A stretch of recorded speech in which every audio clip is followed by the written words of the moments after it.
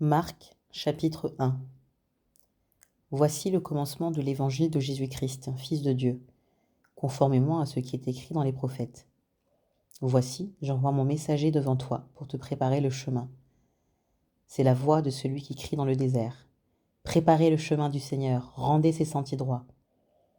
Jean parut. Il baptisait dans le désert et prêchait le baptême de repentance pour le pardon des péchés. Toute la région de Judée et tous les habitants de Jérusalem se rendaient vers lui.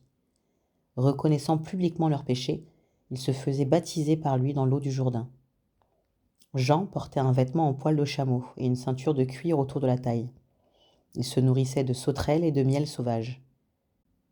Il proclamait : « Après moi vient celui qui est plus puissant que moi, et je ne suis pas digne de me baisser pour détacher la courroie de ses sandales. Moi, je vous ai baptisé d'eau.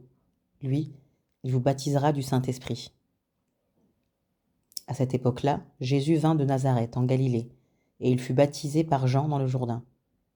Au moment où il sortait de l'eau, il vit le ciel s'ouvrir et l'Esprit descendre sur lui comme une colombe.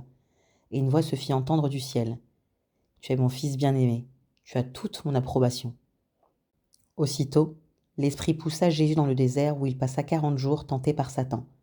Il était avec les bêtes sauvages et les anges le servaient. Après que Jean eut été arrêté, Jésus alla en Galilée. Il proclamait la bonne nouvelle de Dieu et disait : « Le moment est arrivé et le royaume de Dieu est proche. Changez d'attitude et croyez à la bonne nouvelle. » Comme il marchait le long du lac de Galilée, il vit Simon et André, frères de Simon, qui jetaient un filet dans le lac. C'étaient en effet des pêcheurs. Jésus leur dit : « Suivez-moi, et je ferai de vous des pêcheurs d'hommes. » Aussitôt, ils laissèrent leur filet et le suivirent. Il alla un peu plus loin et vit Jacques, fils de Zébédée, et son frère Jean, qui étaient eux aussi dans une barque et réparaient les filets. Aussitôt, il les appela. Ils laissaient leur père Zébédée dans la barque avec les ouvriers et le suivirent. Ils se rendirent à Capernaum. Dès le jour du sabbat, Jésus entra dans la synagogue et se mit à enseigner. On était frappé par son enseignement car il enseignait avec autorité et non pas comme les spécialistes de la loi. Il y avait dans leur synagogue un homme qui avait un esprit impur. Il s'écria : « Que nous veux-tu, Jésus de Nazareth ? Es-tu venu pour nous perdre ? Je sais qui tu es, le Saint de Dieu. » Jésus le menaça en disant : « Tais-toi et sors de cet homme. » L'esprit impur sortit de cet homme en le secouant violemment et en poussant un grand cri. Tous furent si effrayés qu'ils se demandaient les uns aux autres : « Qu'est-ce que ceci ? Quel est ce nouvel enseignement ? Il commande avec autorité même aux esprits impurs et ils lui obéissent ?» Et sa réputation gagna aussitôt toute la région de la Galilée. En sortant de la synagogue, ils se rendirent avec Jacques et Jean à la maison de Simon et André. La belle-mère de Simon était couchée avec de la fièvre. Aussitôt, on parla d'elle à Jésus.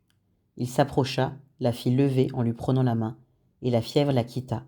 Puis elle se mit à les servir. Le soir, après le coucher du soleil, on lui amena tous les malades et les démoniaques.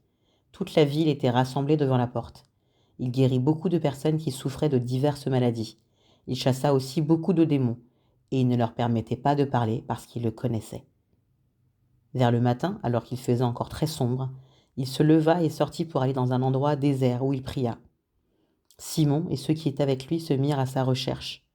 Quand ils l'eurent trouvé, ils lui dirent : « Tout le monde te cherche. » Il leur répondit : « Allons dans les villages voisins, afin que j'y prêche aussi, car c'est pour cela que je suis sorti. » Et il prêchait dans leur synagogue par toute la Galilée et chassait les démons. Un lépreux vint à lui et, se jetant à genoux, lui dit en suppliant : « Si tu le veux, tu peux me rendre pur. » Rempli de compassion, Jésus tendit la main, le toucha et dit : « Je le veux, sois pur. » Aussitôt la lèpre le quitta, et il fut purifié. Jésus le renvoya sur-le-champ avec de sévères recommandations. Il lui dit : « Fais bien attention de ne le dire à personne, mais va te montrer aux prêtres et présente pour ta purification ce que Moïse a prescrit, afin que cela leur serve de témoignage. » Cependant, cet homme, une fois parti, se mit à proclamer partout la nouvelle et à la propager, de sorte que Jésus ne pouvait plus entrer publiquement dans une ville. Il se tenait dehors, dans des lieux déserts, et l'on venait à lui de partout.